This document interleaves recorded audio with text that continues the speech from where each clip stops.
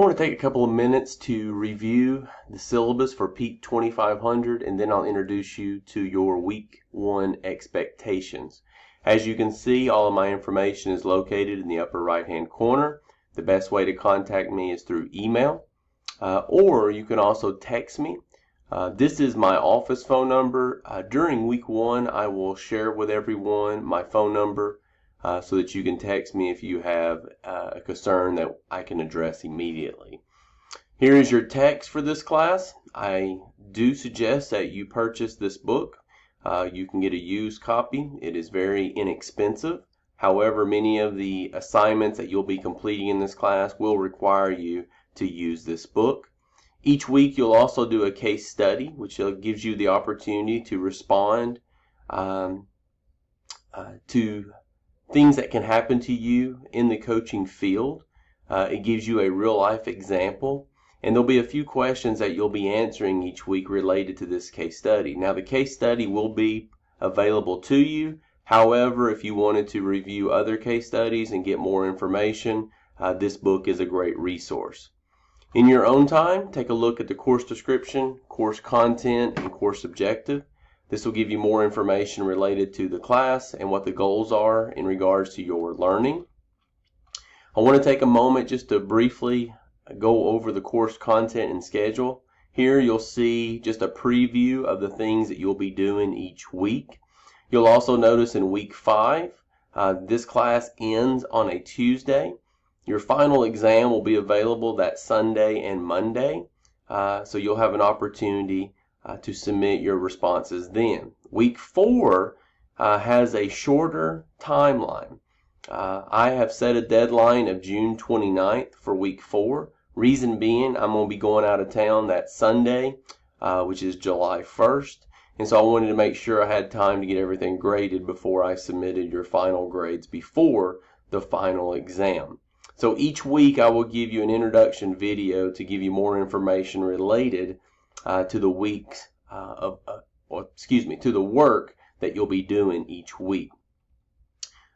When you look at assessment and grading, I use a plus-minus scale, and then you'll also see that each area will have a certain value.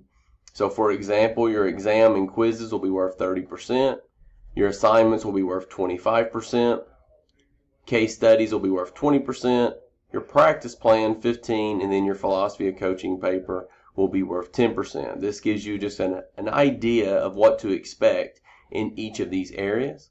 Also on eCourseware, you should see a list of items that will be included in each of these grading categories.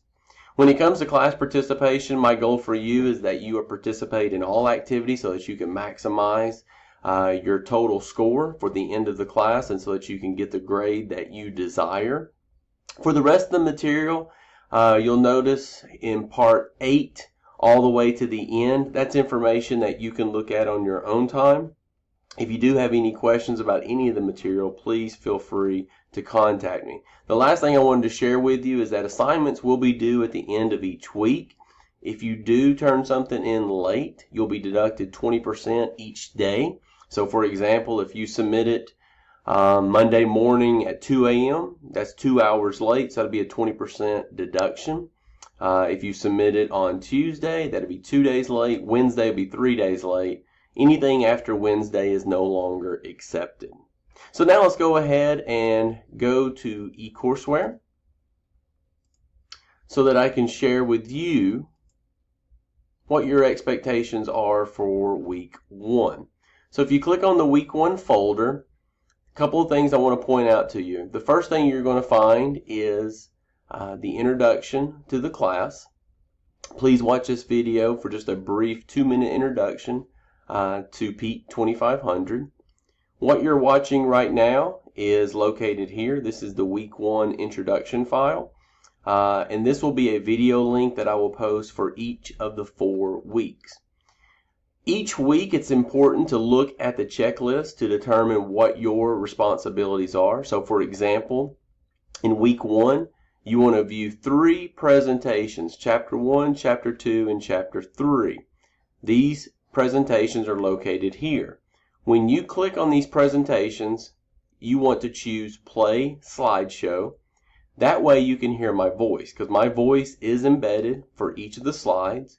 All you should have to do is hit play, and then when you advance the slide, you should hear my voice start with the beginning of each slide. And that'll be true for all three of these PowerPoint presentations and for each week of the class. Each week you'll also do a chapter review discussion. And what you do in the chapter review is you have a couple of questions from each chapter that I want you to respond to. When you respond to these questions, please make sure that your grammar is good and that it is clear and easy to understand. Also, you want to make sure that you are thorough with answering each question. I don't expect a dissertation for each question, but I do expect you to provide a good, detailed response for each one. Points will be deducted if questions are answered briefly, because as you can see, some of them will say explain, why, agree or disagree. I want you to expand on each of the questions that are provided.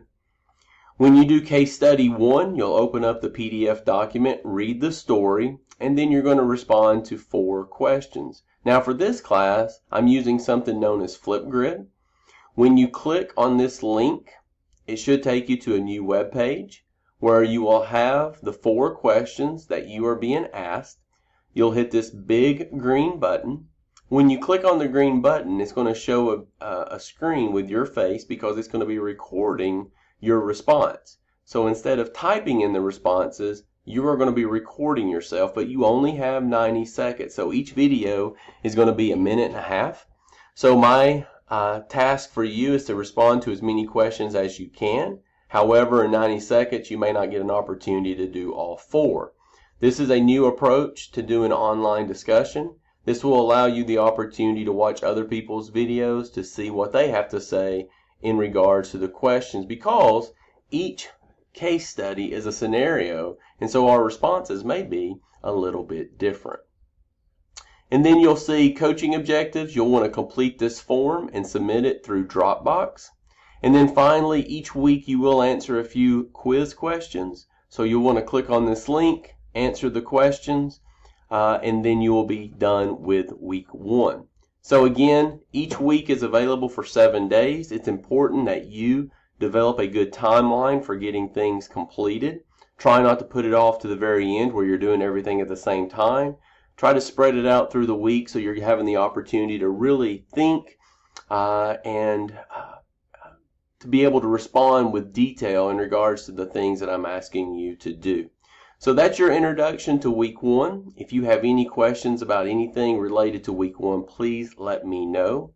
I do want to show you just one other thing just to give you an understanding of where things are located. Again, each week will have all materials that you need for that particular folder. If you click on the assessment link and go to Dropbox, you will notice that here I have folders for Dropbox, and it also includes the due date. You can also go to communication and click on discussions, and you'll find the same thing here. Week 1, chapter review, case study 1, and then it transitions into week 2. So you can have a couple of different links to get to the discussion and Dropbox pages. Finally, the other thing that you can do is you can click on grades under assessments, and that should be updated frequently, which gives you an opportunity to see where you stand in regards to the class. That's everything for now. Hope everybody has a great day. Goodbye.